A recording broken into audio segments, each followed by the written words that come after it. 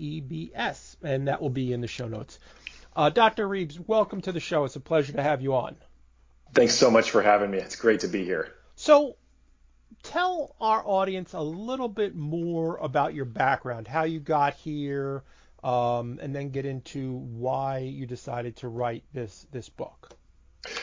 Yeah, so I'm from the Pacific Northwest and, grew up actually off the grid in the woods, Mike. And I became a naturopathic physician actually not too long ago, a few years back, after trying a lot of different things, had a lot of different careers. They were almost all in health and wellness.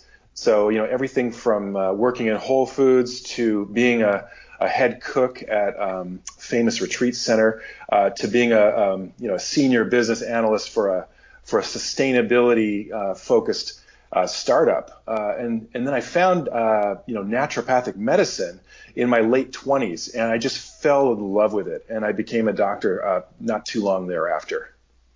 Very interesting. So, I mean, you grew up in basically in this environment of naturopathic, so that path was kind of, no pun intended, that path was kind of laid before you.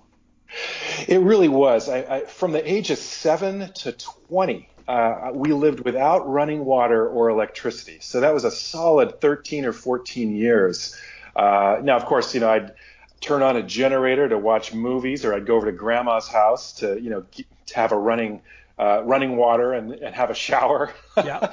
But we pumped all of our water by hand, and we were just very close to nature during those years. So that's really cool. So your parents were obviously ahead of the curve when you look at sustainability, living off the grid.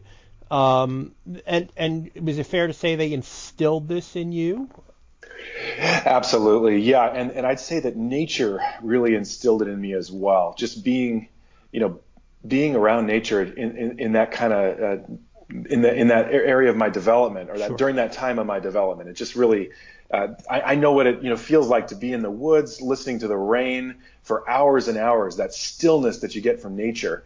But yeah, my parents we were composting, and we were collecting water off the roof that we'd collect in buckets to make a hot tub in the woods kind of thing. So they were they were pretty cutting edge. They are cutting edge in many ways.